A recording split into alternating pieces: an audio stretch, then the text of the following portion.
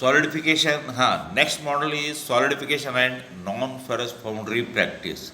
So, introduction to solidification. Solidification is the process by which a substance changes its phase from liquid to solid. So, here, for example, very common example is conversion of water into ice. This is solidification process. So here, so when the temperature of the metal drops slightly below melting temperature, then solidification begins to start.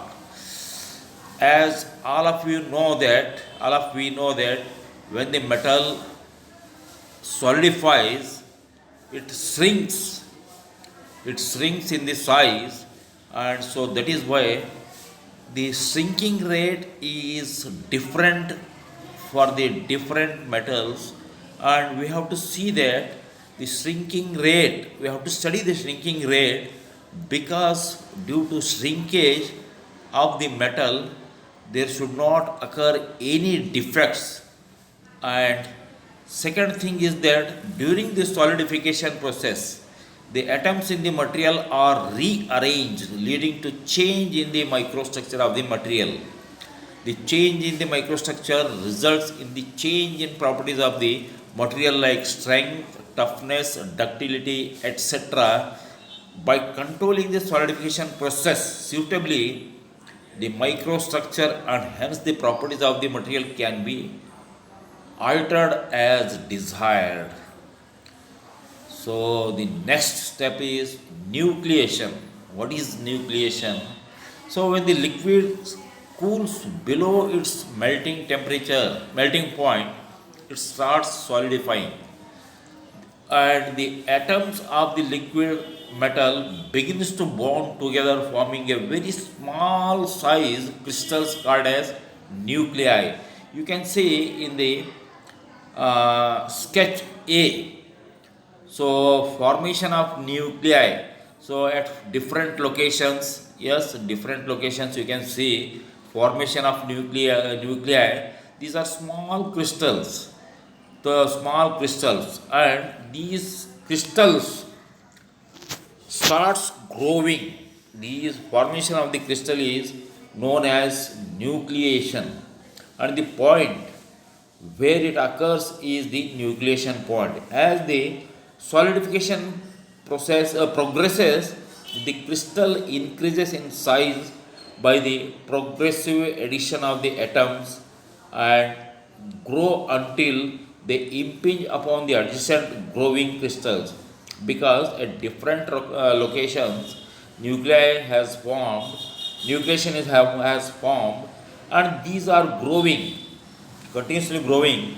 These crystals, during the growth, they impinge on the adjacent side of the crystal, and due to the impinging, crystal growth continues in three dimensions, and due to the impinging, a tree-like appearance known as dendrite is formed. So you can see clearly in the sketch B. This one is the sketch B.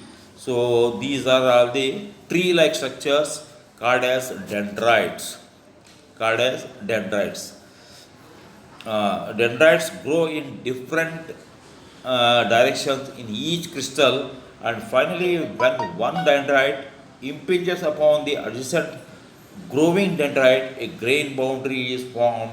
So, as shown in the sketch C, grain boundary is formed.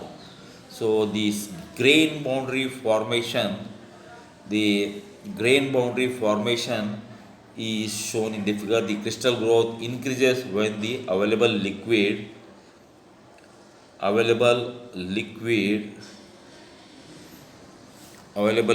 metal has been solidified. Types of nucleation. It is observed that nucleation is helped by the presence of foreign elements or impurities present in the molten metal. So, depending on the role of these foreign elements, nucleation is classified into two types: homogeneous nucleation and heterogeneous nucleation.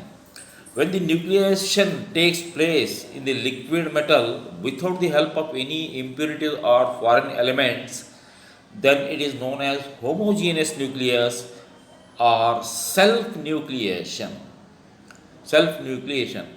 Nucleation based on the mechanism takes place in a pure liquid metals only.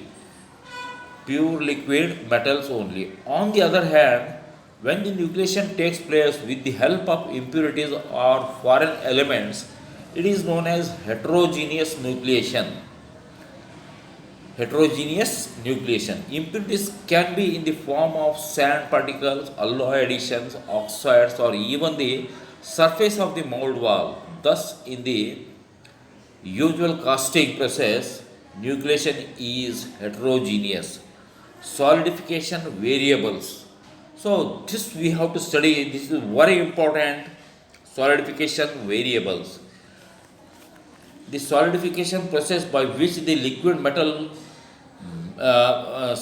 freezes into the mold play back a crucial role because different solidification conditions give rise to different microstructure and hence the properties of the as cast alloy. The variables affect the solidification behavior of a casting, including the type or composition of casting alloy. It is very important. See, type and uh,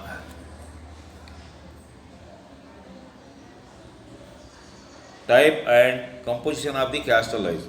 An alloy consisting of the base metal to which other elements are added to obtain favorable properties.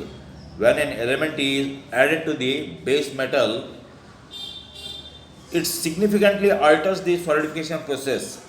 This is because an alloy freezes over a range. Freezes over a range. So that is why. So this change happens. Change means here